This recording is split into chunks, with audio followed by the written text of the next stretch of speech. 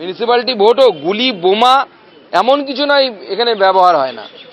তো আজকে পশ্চিমবঙ্গকে এই জায়গা থেকে বের করতে গেলে নির্বাচন কমিশনের যা যা করা উচিত তাই করা উচিত, নাহলে তো গোটা বিশ্বের সামনে ভারতবর্ষের মাথা হেড হয়ে যাচ্ছে।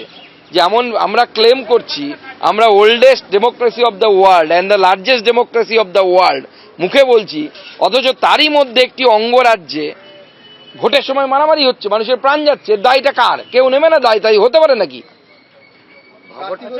থেকে তৃণমূলেও অসন্তোষ চলছে। সৌমেন মহাপাত্র তিনি অভিযোগ করছেন যে টাকার বিনিময়ে টিকিট পাওয়া যাচ্ছে, কোনো কোনো জায়গায় সংখ্যালঘু প্রতিনিধিরা অভিযোগ করছেন। ওদিকে মঞ্জু বসু একরাশ ক্ষোভ নিয়ে তিনি দল ত্যাগ করেছেন এবং তিনি বলছেন অপমান করা হয়েছে ধর্ণা মঞ্চে এবং দলে টাকা দিতে পারি না তাই এই অপমান, এরকম মন্তব্য করেছে। সে আবার নতুন কি জানার আছে? তো সবাই জানে তো আইপ্যাককে দিয়ে ভাইপো টাকা তোলে এবং সেখান থেকে টিকিট বিলি হয়। টিকিট তো নিলাম হয় তৃণমূল কংগ্রেসে। যে সিটগুলোতে পরিবর্তন করতে পারে না, কিছু দাপটের নেতা আছে, সেই সিটগুলো বাদ দিয়ে বাদবাকি সব সিট নিলাম হয় ওখানে। আপনি তো আজকে প্রথম দেখা করতে এলেন গভর্নরের সাথে, রাজ্যের আইন শৃঙ্খলা পরিস্থিতি এবং প্রিভিয়াস যে ভোটগুলোতে পোস্টপোন ভায়োলেন্স এইসব বিষয়ে কোনো আলোচনা হবে? দেখুন, আমি সৌজন্য সাক্ষাৎকারে এসেছিলাম, কিন্তু যেহেতু আমি একজন রাজনৈতিক ব্যক্তিত্ব, আমি কারোর সাথে আলোচনা করলে তার অ্যাডমিনিস্ট্রেটিভ বিষয় রাজ্যের, সেই বিষয়ে তো ওনাকে জানাবো, এটা অত্যন্ত স্বাভাবিক। এবং আমি বলেছি পোস্টপোল ভায়োলেন্সে ভয়ঙ্কর ঘটনা ঘটেছিল, কিছু ওনাকে জানিয়েছি। বিধানসভা কেন্দ্রে এখনো পর্যন্ত প্রার্থীর নাম ঘোষণা করা হয়নি এবং ওখানে বিরোধী মানে রাজ্যের শাসক রাসবিহারী হালদার নাম ঘোষণা করা হয়েছে। এখনো পর্যন্ত বলছি যে ওখানে কোনো প্রার্থী কেন নাম কাদের তরফ থেকে? রাসবিহারী কেন্দ্রে তো আমাদের প্রার্থী ঘোষণা হয়ে গেছে।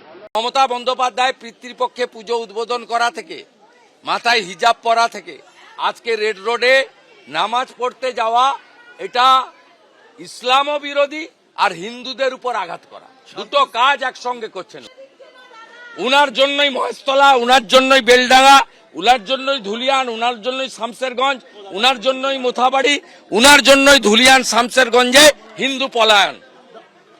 এর উত্তর 23 এপ্রিল আর 29 এপ্রিল বাংলার জাগ্রত জনগণ দেবে।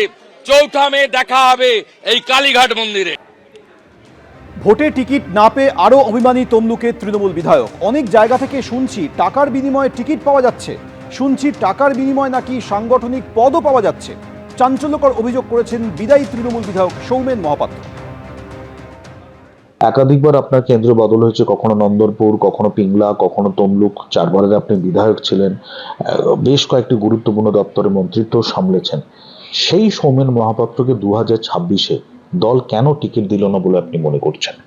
দল শুধু আমাকে নয়, এবারে 74 জন বিধায়ক তারা টিকিট দেননি।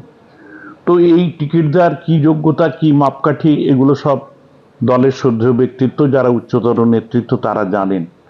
অনেকে যারা এক্সিস্টিং বিধায়ক আছেন তারা খুব প্রকাশ করছেন। কেউ বলছেন এখানে অর্থনৈতিকভাবে তারা কিছু ফুলফিল করতে পারেননি, কেউ বলছেন কাকে অর্থ চাওয়া হয়েছিল। তবে সবটাই মাধ্যম নাকি পরামর্শদাতা কমিটি আইপ্যাক। যদি এখন এই পরিস্থিতি হয়ে থাকে তাহলে আমি নিশ্চিত বলতে পারি শ্রদ্ধেয় নেত্রী মমতা বন্দ্যোপাধ্যায়, প্রধান সেনাপতি অভিষেক বন্দ্যোপাধ্যায়ের গোচরে এগুলো নেই। পুরনো দিনের সৌমেন মহাপাত্র সেনাপতিকে কেউ মাঠে নামানোর জন্য যোগাযোগ করেছে? কেউ এখনো আমার যোগাযোগ করেনি। সৌমেন মহাপাত্র কি এখন তৃণমূল কংগ্রেস দলের কাছে ব্রাত্য? এখন তো আমার যা পরিবেশ, আপাতত আজের দিন পর্যন্ত মনে করছি আমি ব্রাত্য। প্রার্থী করা হবে না, সেটা কি আপনার সঙ্গে কোনো আলোচনা করা হয়েছিল? না, এটা নিয়ে আমার সঙ্গে কোনো আলোচনা করা হয়নি। কষ্ট হয়? কষ্ট, আবার বলি, কষ্ট হলেও চেপে থাকতে হয়।